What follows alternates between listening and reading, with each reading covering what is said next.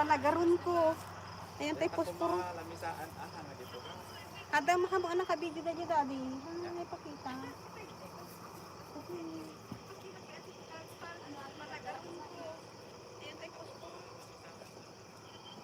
Ada mahabo anak ka video daddy daddy.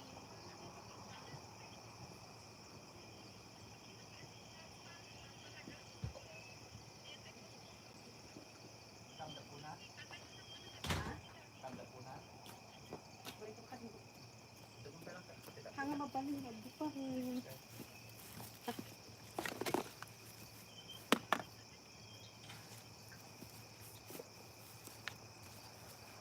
Ikat tidak po mami. Kasi Okay. nabasa. Basta. Ayun pa.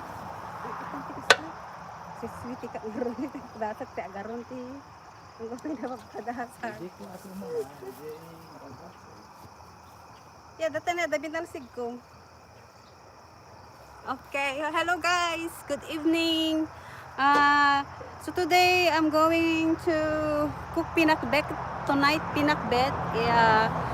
Pinakbet is a Ilocano dish or Filipino dish made of different types of vegetables. Ganito, pakita ko sa inyo. Ang ingredients ngayon ay half cup of garlic, ginger, tapos dried shrimp, tapos maraming tomato,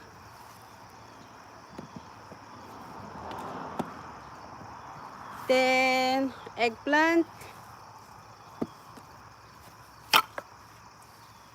sitaw,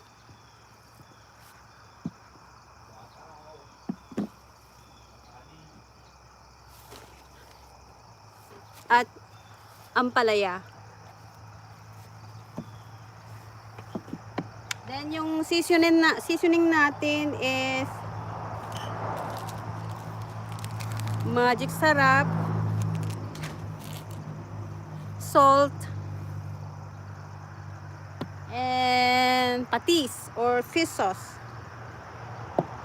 So ngayon, ang aking asawa, gumawa siya ng lutuan or kalan. It's been a long time na hindi pa ako nakaranas na magluto sa kalan. So, ngayon, ilang taon na ako dito sa US. It's been like almost 25 years. Yes, 25 years na hindi ako nakagamit ng kalan. So, subukan kong mag-start ng light itong kalan natin. Meron palang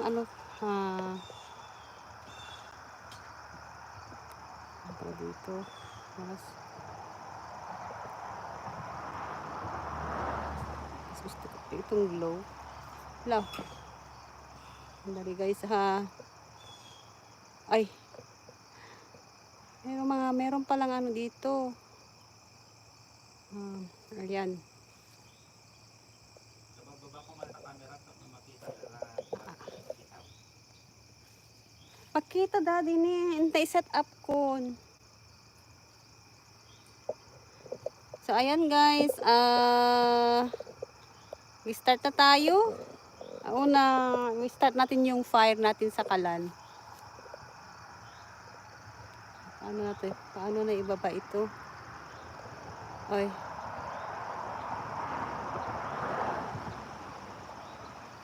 Hirap naman yung pangalawa pa kasi akong nag-live dito mga guys. So medyo ignoramos pa ako. Sandali ha.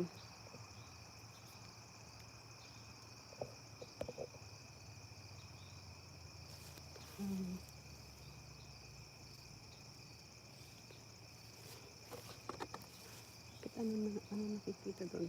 Okay. Ano?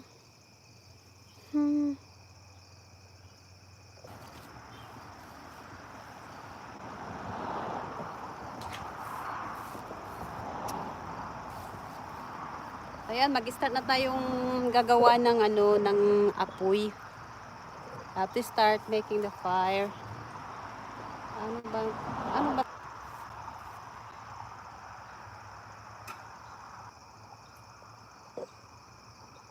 Teka guys,